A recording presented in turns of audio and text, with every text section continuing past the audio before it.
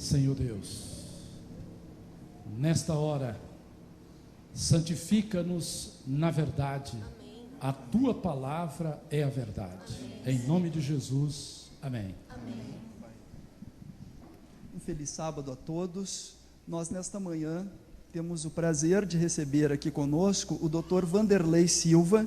Ele é juiz do estado do Pará, atua na Vara da Infância e Juventude da cidade de Belém, e ele se encontra aqui em nosso estado em um congresso, um evento da área jurídica. O Dr. Vanderlei está conhecendo a estrutura do Poder Judiciário do nosso estado, e o senhor também está acompanhado aqui do seu assessor, Dr. Jorge Elias. Seja bem-vindo, e também do Dr. Fernando, que é advogado lá no estado do Pará. Sejam todos muito bem-vindos. Dr. Vanderlei, que Deus o use nesta manhã mais uma vez. Sabemos que o senhor tem um grande ministério, utilizando o seu talento, a sua atividade profissional para honrar a Cristo lá no nosso estado do Pará. Que Deus o abençoe. Amém. Bom dia, queridos irmãos. Que alegria estar com os irmãos de Porto Alegre, a igreja de Guatemi, nesta manhã sabática. Meus cumprimentos ao pastor Moisés. Está aqui o pastor Moisés, que é presidente deste campo, juntamente com a sua família. Seus comentários muito pertinentes e profundos ali em lições da Bíblia, lá na TV Novo Tempo, têm realmente contribuído grandemente para o conhecimento da Igreja de Deus. Obrigado também pelo pastor desta igreja, toda a liderança da igreja aqui em Porto Alegre. Nossa alegria é muito profunda para esse momento que estamos tendo aqui em Porto Alegre. Primeiro porque o acolhimento, o espírito de acolhimento aqui, inicialmente dos colegas da magistratura, a doutora Vera, que é a colega aqui da Vara da Infância e Juventude, executando as medidas socioeducativas, o doutor Leoberto, que é lá de Caxias do Sul. Estaremos na segunda-feira lá com ele, conhecendo também o sistema operacional voltado para esta área, e de forma muito especial para a nossa família, a família adventista aqui no Sul. Tem sido realmente destacado esse acolhimento, e esperamos de que quando os irmãos forem lá em Belém do Pará, possamos também ter, quem sabe, o mesmo nível de acolhimento aqui do Sul, talvez com o cupuaçu, né? Com o açaí e outras tantas coisas nativas daquela região. Como diz o refrão de uma música folclórica lá da região: chegou no Pará, parou, comeu açaí, ficou. Foi assim que aconteceu comigo. Há 28 anos, quando eu fui para Belém do Pará para estudar, e ali me formei na área jurídica. Depois passei pela Polícia Civil, fui escrivão de polícia, conquistei o cargo de delegado de polícia durante 7 anos. Estive aí trabalhando no embate da criminalidade ali naquela região, e há 18 anos estamos nesse ministério sacerdotal, que é o ministério de magistrado. Eu tenho como tal, Deus tem me incumbido ali na magistratura, juntamente com os colegas, e o doutor Jorge Elias, que trabalha comigo como assessor. Deus tem nos dado um ministério muito especial dentro da magistratura, dentro e fora da cadeia, dentro e fora dos fóruns do tribunal, dentro e fora da igreja. Então nós teremos aí alguns minutos nesta manhã e à tarde, a partir das 17 horas, para falarmos um pouco das maravilhas e dos frutos que o Espírito Santo tem operado no meio de nós, naquela distante região que está bem próxima ao Oiapoque. Nós somos fronteiriços aqui no sul e lá em Belém do Pará. Portanto, nossos cumprimentos à Igreja de Deus aqui nesta manhã. Cumprimento também os amigos que estão conosco. Sinta-se abraçado por esta igreja, sinta-se abraçado por estes irmãos que têm como nota tônica a esperança, A esperança é o eixo da nossa vida, é o combustível que nos move, é o fogo que incendia a nossa alma e nos tornam pessoas jovens eletrizantes, no sentido mais que positivo da palavra.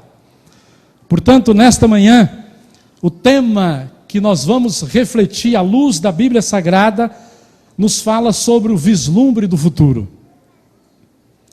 Como estamos hoje? Qual é o panorama que nos circunda? Qual é a real condição da humanidade nos dias do século 21? No ano 2014, nessa sociedade tida como pós-moderna ou a sociedade da informação, nas revoluções em todos os níveis que perpassa pela nossa geração, pelos nossos filhos, pelo nosso jovem. Anuncia-se de uma outra extremidade a complexidade do mundo que vivemos. Esta complexidade, ela se mostra nos graves problemas enfrentados pela geração do século 21. Problemas esses que, aos olhos, inclusive, de especialistas da ciência, nós estamos vivendo em um período de crise. Veja, por exemplo, no campo social. Aquilo que nós enfrentamos no dia a dia em nossas atividades. A população carcerária do Brasil, estamos chegando a quase 600 mil homens e mulheres de trás das grades. São dezenas de milhares de adolescentes que estão cumprindo medida socioeducativa. As nossas ruas de Porto Alegre, de Chuí a Oiapoque, estão sangrando. Os nossos corações estão encharcados de lágrimas. E a doença do presente século, desta sociedade, que se mostra no apogeu da convivência humana, é a depressão, o estresse. Porque ao olhar para o futuro, sem a perspectiva do contexto bíblico, sem a luz que dimana do texto sagrado, qual é a conclusão que se extrai? O que esperamos do futuro? E a nova geração? Quem serão os novos governantes? Qual é a esperança que a ciência evolucionista ou a filosofia panteísta pode nos oferecer no presente século?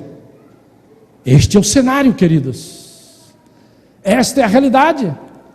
E quer ver uma realidade mais crua ainda? Há umas 3 semanas atrás, nós fazemos visitas às unidades socioeducativas, que são em torno de 10, que estão sob o nosso comando judicial, lá na região metropolitana de Belém. Visitamos estas unidades quase toda semana. Claro, é uma exigência do Conselho Nacional de Justiça, sim, mas é um momento de suma importância para uma intervenção pedagógica judicial. E não somente isso, mas uma intervenção mais do que fundamental para o campo espiritual. O que é que nós encontramos ali? Qual é a realidade desses jovens? Uma realidade, como diz o ditado popular, nua e crua. Vou contar apenas 2 exemplos das lamentações que o mundo secularizado nos apresenta. Uma jovem de 15 anos. O que ela conseguiu nos relatar: 20 assaltos à mão armada.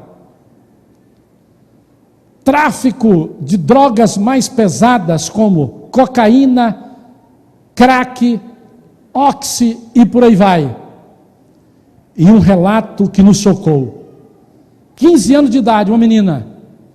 Conversando com ela, ela disse: eu cometi mais um ato que quase ninguém sabe. Pelo menos isso não gerou um processo para aplicação de medidas. Qual foi? No semáforo, Determinada hora, ali no início da noite, uma senhora, muito bem trajada, num carro confortável, para no sinal vermelho. A adolescente chega, 15 anos, somente ela, com uma faca na mão. Bate a porta do carro e a senhora baixa o vidro. Ela disse: passa a bolsa, é um assalto. A senhora faz um movimento que, no entender da adolescente, ela estava resistindo àquele ato criminoso. E nesse entendimento dela, ela degola com a faca aquela senhora no sinal. 15 anos de idade. É esta a sociedade que nós vivemos, queridos jovens adventistas. Outra menina, 16 anos de idade. O pai viciado em bebida alcoólica e ela viciada em droga.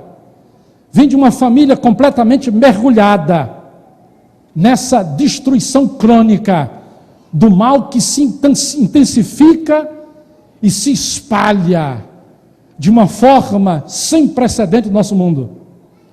E ela, na sua casa, o pai chegou naquele instante e, por uma questão de desentendimento, o pai pegou um fio de energia, um cabo de energia, e deu 2 cipuadas nela. Quando ele ia dar a terceira, uma outra menina, que também convivia com eles ali, trouxe uma faca, entregou para ela, disse: mata ele. E ela encostou a faca no peito e empurrou. E o pai caiu, semi-morto. E ela se debruçou sobre o pai e pediu perdão. E ela disse que o pai a perdoou naquele momento. Em síntese, é um panorama que nós temos na atualidade. Então, como olharmos para o futuro? De fato, esse futuro é um futuro brilhante? Um futuro de esperança? Queridos, eu quero chamá-los agora a atenção para um texto da Bíblia. 2 Pedro capítulo 3, verso 9. 2 Pedro capítulo 3, verso 9.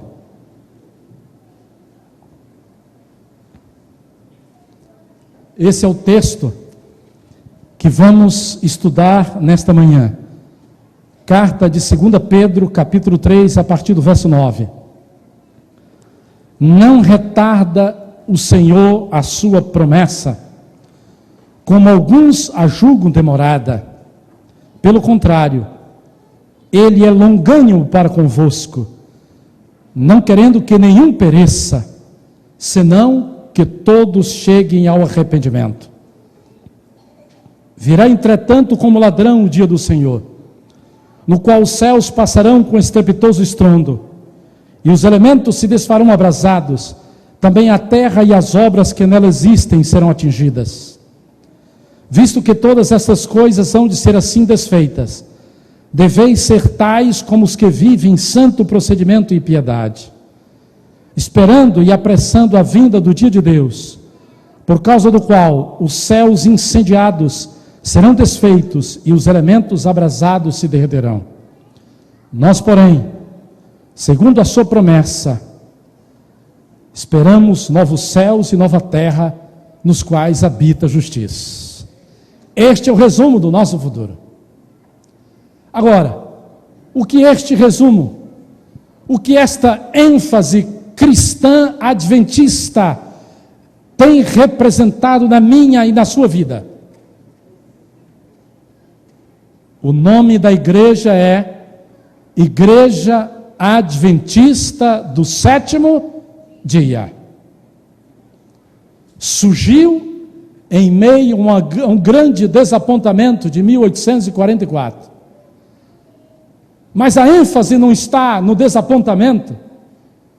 Talvez muitas vezes nós buscamos a origem da nossa igreja nesse ponto que para alguns é negativo.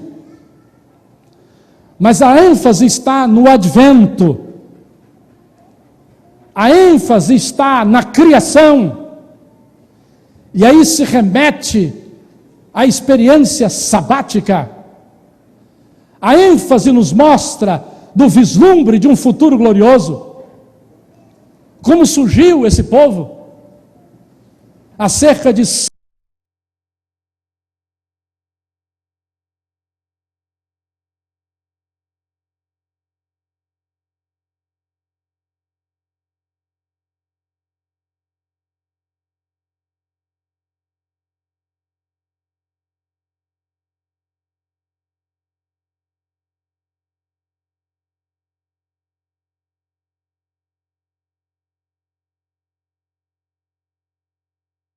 já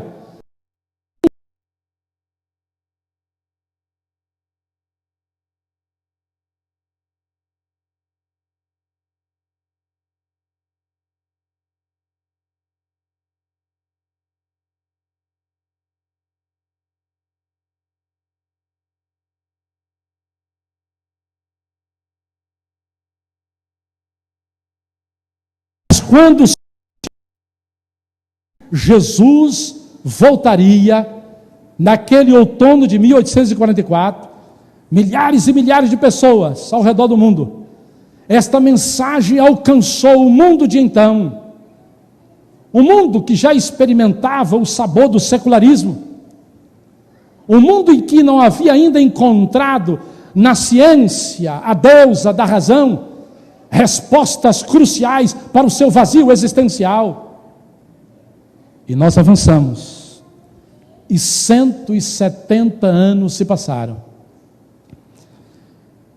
Eu queria ler algumas declarações de homens que lutou durante a sua vida. Martinho Lutero, falando sobre este acontecimento relacionado com a parousia, que representa o segundo advento de Cristo, ele diz: Deus não permitirá, não pode suportar este mundo ímpio por muito mais tempo.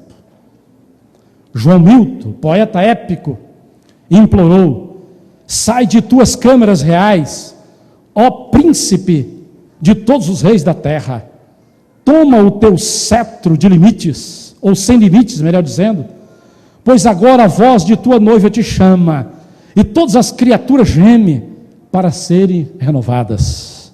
John Wesley, comentando sobre os últimos versos da Bíblia, escreveu: o espírito de adoção na esposa, no coração de todo verdadeiro crente diz: vem e cumpre todas as palavras desta profecia. E Moody, um dos maiores pregadores da Europa, declarou que a igreja desse tempo tinha pouco a dizer a respeito da volta de Cristo. Agora eu posso ver uma razão, diz ele, para isto. O diabo não deseja que nós vejamos esta verdade, pois nada despertaria tanto a igreja. Eu fui criado no lar cristão, desde o meu nascimento. Porém, quando jovem, já cursando a faculdade de Direito, na Universidade Federal do Pará e também na Universidade da Amazônia, as influências, as pressões e outras coisas mais, resultaram no meu afastamento desta igreja e dos pés da cruz. De 89 a 1999, 10 anos se passaram. Foram 10 anos buscando algo que eu imaginava que poderia encontrar, quem sabe, na universidade, na ciência, que eu poderia encontrar nos prazeres desta terra. Porém, tudo isso me levava cada vez mais ao vazio, a ponto de, já casado, o casamento estava na bancarrota, quase na falência.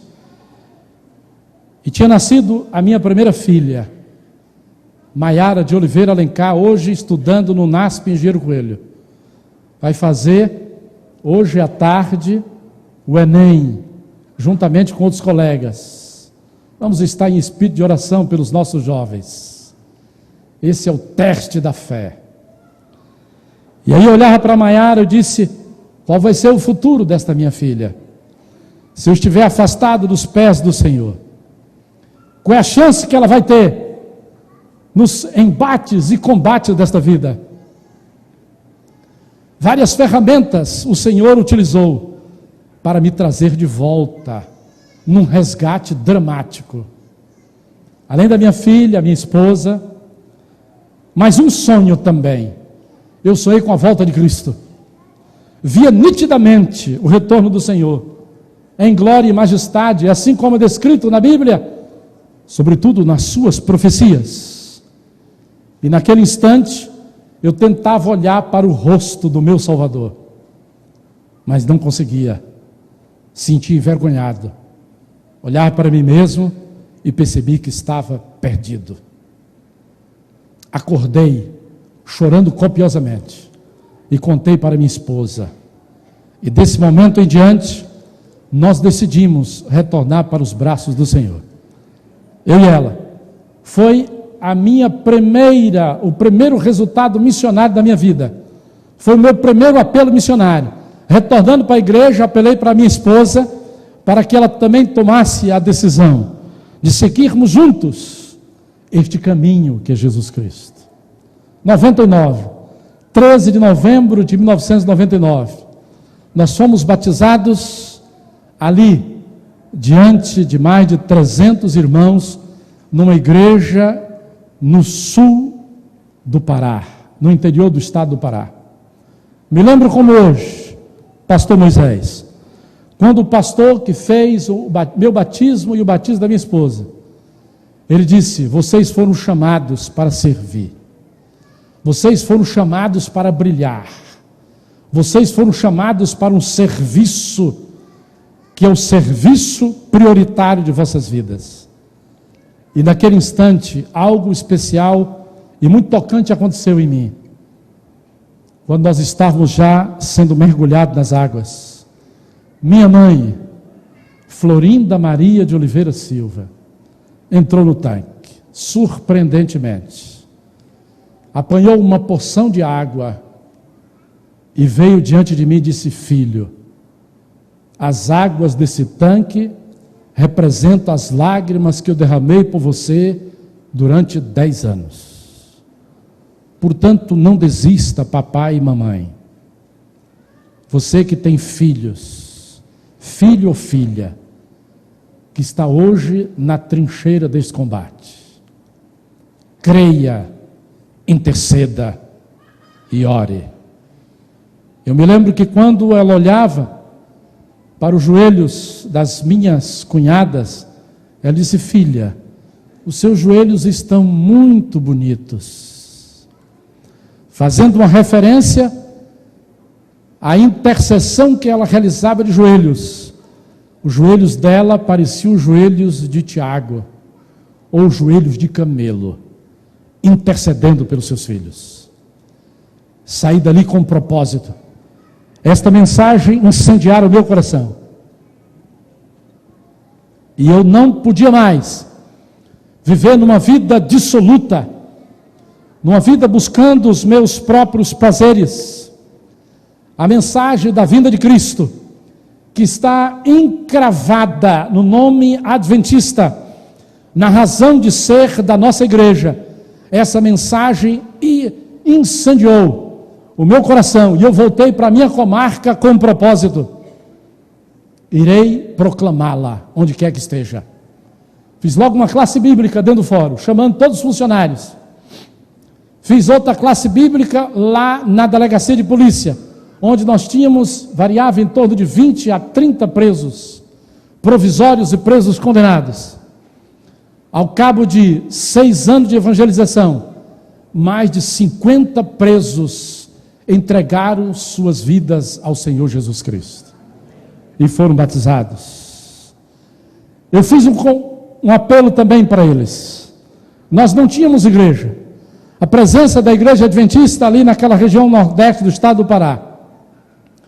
Nós precisamos construir a igreja adventista aqui. E eu fiz um convite para eles. 12 decidiram nos ajudar à construção da igreja. E ali eu estava, depois do expediente forense, eu ia para a igreja, carregar pedra ou fazer massa, e fornecer para que estes homens pudessem ali levantar a igreja adventista na cidade de Viseu, nordeste do estado do Pará. Foi um período de terrível perseguição, e implacáveis denúncias e críticas à minha pessoa. Os jornais da região estamparam que eu, como juiz, estava empregando os serviços e a mão de obra dos presos para construir uma igreja para mim. Nós estamos no combate, estamos no conflito, é certo. Quando nós abraçamos esta causa, nós somos espetáculos ao mundo e a todo o universo. Despertamos a atenção de uma outra extremidade. Fui objeto de críticas vorazes pelos meus colegas da magistratura paraense, desembargadores. Alguns referiam a minha pessoa como tendo transtorno mental, ou bipolar, ou coisa parecida. Esse virou louco, ficou doido de uma vez por todas. Só que, queridos, a despeito da terrível perseguição ali naquela comarca, quando também nosso primeiro evangelismo realizado foi dentro do fórum. Pastor Moisés, a Bíblia diz que o evangelho, ele provoca uma loucura, né, pastor? A loucura do evangelho. Eu abri as portas do fórum, não tínhamos igreja ainda. E no salão onde ocorria os julgamentos perante o conselho de sentença da comunidade, nos julgamentos perante o júri, ali nós fizemos o primeiro evangelismo. E eu fui o pregador. E ao cabo daquele período de evangelismo, 70 pessoas tomaram a decisão, entregaram suas vidas a Cristo. Passamos um ano com a igreja adventista funcionando dentro do fórum. Naquela época, o conceito de proselitismo não estava muito claro na minha mente ainda, porque o meu coração estava incendiado, era com a volta de Cristo. Os meus olhos estavam fixados. Era nesta verdade que tinha realizado um efeito impactante na minha vida, no meu coração. Por isso nós prosseguimos, construímos a igreja, e quando a construímos, determinei a prisão de um jovem de 26 anos. Esse jovem, um matador de aluguel, e ele me ameaçou várias vezes de me matar. Só não conseguiu, porque o Senhor enviou os seus anjos para me proteger. Por isso estou aqui contando a história para os irmãos nesta manhã. Mas quando ele foi preso e foi levado para o presídio, recebi um telefonema no fórum. Disse: o juiz, se prepare para morrer hoje. Foi os termos da ameaça. Eu imaginei, num velho ditado lá do Nordeste, porque eu sou baiano, antes deles me jantarem, eu vou almoçá-los. Chamei toda a tropa da cidade e mandei conduzir, como diz um jargão forense, debaixo de vara, este cidadão que era o chefe do clã, ali ao fórum. E ali conversamos duramente, dissecando o cadáver, mostrando para ele que a vida dele, da família dele, era um expurgo, era uma maldição para aquela sociedade. E ele começou a espumar. Eu disse: ou ele está com um ataque cardíaco, ou está se preparando para pular em cima de mim. Ao final desta dura conversa, eu disse para ele: mas ainda há esperança para você. Ainda há esperança para a sua família. E eu tenho um desafio para o Senhor. Eu estarei pregando durante 15 noites na igreja adventista recentemente construída, também principalmente pelos trabalhos dos presos. E se o senhor for macho, se o senhor for homem, como diz, então o senhor vai comparecer e não vai faltar uma noite sequer. Eu estarei ali levando mensagens, inclusive para ti. Aí despedi ele, arrefeceu os ânimos, ninguém mais tentou me matar.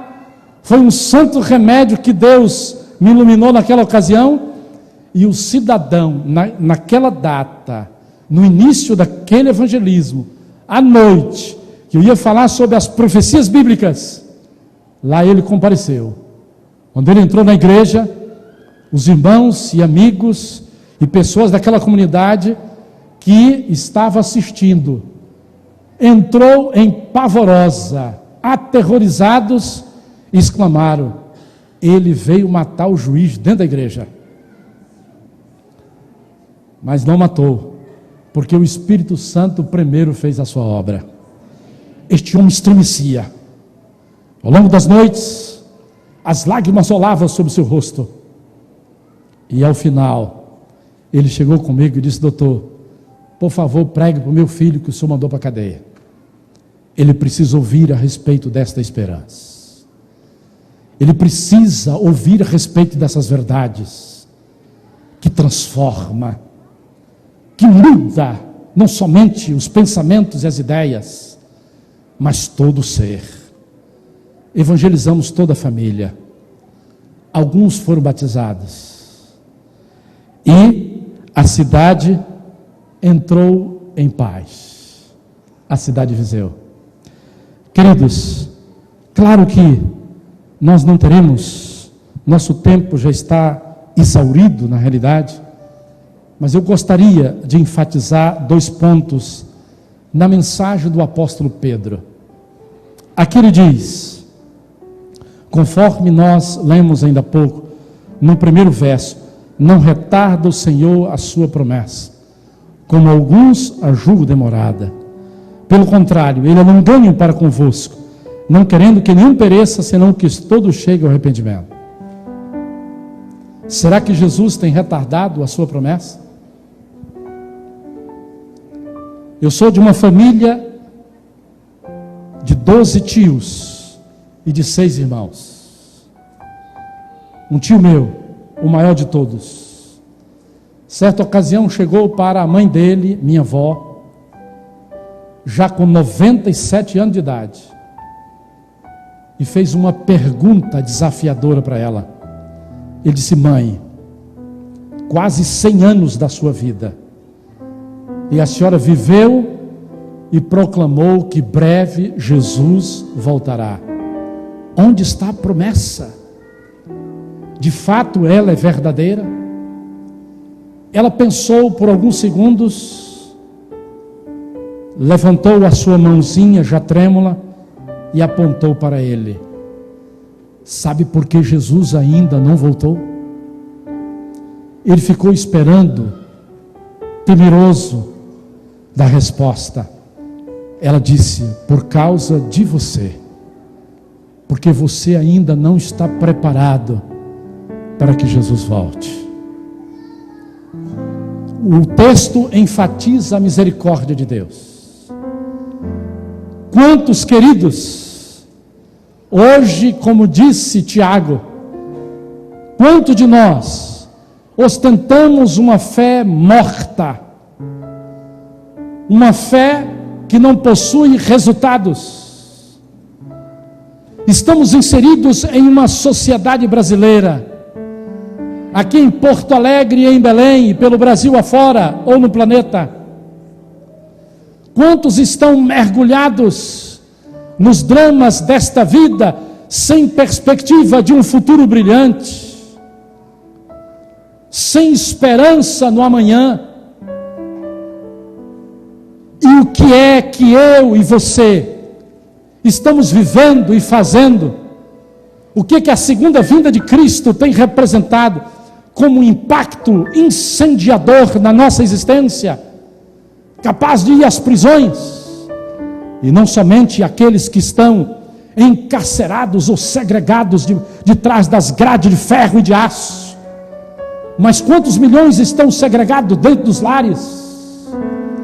Quantas esposas estão se derramando em prantos por causa da Maria da Penha, por causa do abuso e da violência familiar? Quantas crianças estão sendo trucidadas, sem chance de uma vida melhor, sem oportunidade de um futuro de êxito e de sucesso? Quantos deles hoje estão arruinados?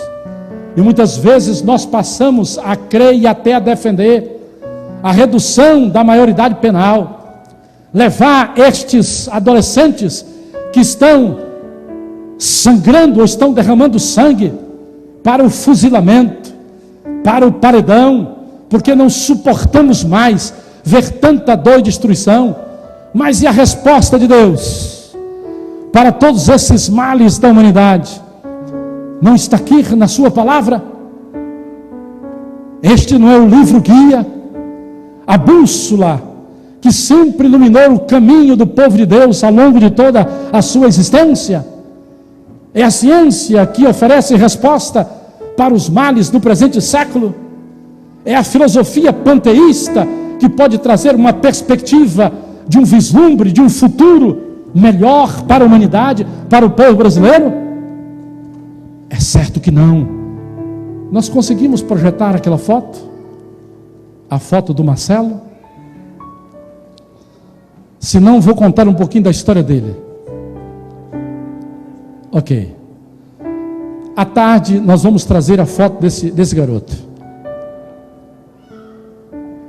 Aí está o Marcelo. Sabe quem foi o Marcelo há pouco tempo atrás? Um homicida, um traficante, um assaltante. Os relatórios processuais nos mostram claramente que este jovem cometeu cerca de 8 homicídios. A sua origem, uma família com pai traficante, com uma mãe prostituta e prostituída, com irmãos todos envolvidos com o problema da delinquência juvenil. Desde quando ele veio ao mundo, ele encontrou esse kit, esse pacote, um mosaico do inferno na sua vida. Qual foi a chance e a oportunidade que ele teve?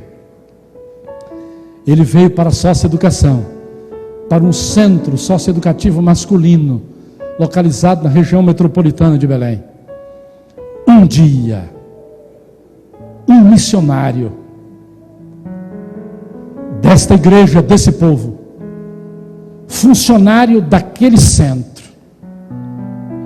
comprometido com esta missão gloriosa, que tem um remédio para todos os males da humanidade, olhou para aquele jovem e o Espírito Santo falou ao seu coração, começou a investir na vida dele,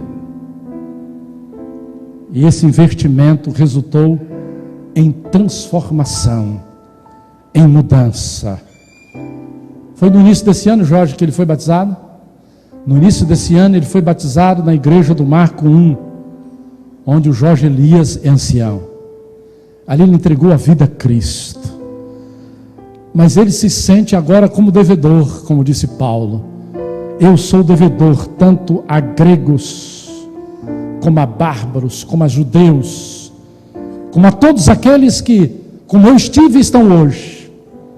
E ele agora, aos finais de semana, nos dias de visita, muitas vezes no dia de sábado, nós saímos da igreja, deste ambiente tão confortável, tão acolhedor e tão aconchegante, para ir para o centro socioeducativo, para anunciar que há esperança de transformação e de mudança na vida daqueles jovens, meninos e meninas que estão ali arruinados. E ele chega, e ele faz o atendimento pessoal, individual. E num desse atendimento que ele estava conosco, fomos fazer um culto dentro da unidade, e aí uma garota no centro socioeducativo feminino não aceitou vir para o auditório a fim de participar daquele programa. E eu procurei saber o que estava acontecendo com ela. 16 anos de idade, várias vezes apreendida por tráfico de entorpecentes. E ali nós tivemos no QC, que é o quarto cela, que é mais uma cela mesmo, segregada. E eu entrei naquele quarto, comecei a conversar com ela. Ela nem olhava para mim e nem pronunciava uma palavra. Passei ali alguns momentos conversando com ela, e eu percebi que ela estava completamente introspectiva, fechada, aprisionada no seu próprio eu. Eu disse: eu posso fazer uma oração por você? Aí ela balançou a cabeça. Eu me ajoelhei. Me ajoelhei ali no colchãozinho, aonde ela dorme. E ela se ajoelhou do meu lado. E eu comecei a falar com Deus. Senhor Deus, eu sou o juiz da terra dessa tua filha. Mas tu és o juiz misericordioso, único justo. Olhe para ela nesta hora. Eu intercedo por ela, para que teu Espírito traga esperança e transformação na vida dessa tua filha. Olha a família dela, olha os seus pais, tenha misericórdia dela. Ela desabou em lágrimas, abriu o seu coração. E hoje, quando a gente se encontra com ela, é a mais falante que tem lá do centro socioeducativo. Esta esperança traz mudança, traz transformação, muda o rumo completo das pessoas, porque este é o único remédio capaz de curar a lepra do pecado, do crime, da violência e de tudo mais que este vírus contaminou e contagiou a humanidade. O texto da Bíblia diz: não retarda o Senhor, breve Ele virá. Agora, Deus nos chama e nos convida nesta manhã para um compromisso de amor, de entrega completa e submissão, de serviço como embaixadores do seu reino, para fazermos a diferença onde quer que estejamos. Deseja você nesta manhã colocar-se nas mãos deste Deus Todo-Poderoso, e não importa onde você esteja, o qual seja a tua condição neste momento, se tu tens influência na sociedade ou não, o Espírito Santo deu um dom para cada um de nós. Entregue-se ao Senhor, faça um pacto com Ele, e Ele fará grandes coisas através de você e de mim. Deus nos abençoe. Amém.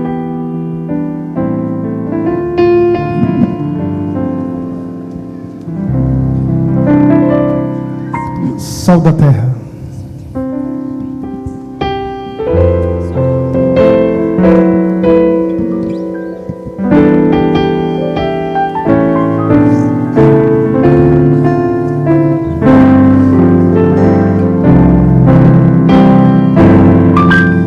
Jesus nos deu esta lição, o seu amor compartilhar.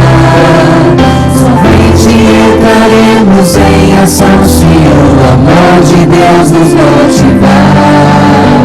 O seu poder nos mostrará, e assim iremos repartir. O amor de Deus é verdadeira paz, é doce esperança no porvir. Vós sois o sal da terra, vós sois o sal da terra, restaurando o sabor e a alegria de viver. Vós sois o sal da terra. Vida que Jesus revela, o exemplo que Ele nos deixou, demonstra o real sentido da missão que o Senhor nos confiou. Saber a todos perdoar, querer a todos aceitar, vivendo a grandeza do serviço e aponta para o Salvador. Vós sois o sal da terra, vós sois o sal da terra, restaurando o sabor e a alegria de viver. Vós sois o sal da terra. Repetindo. Vós sois o sal da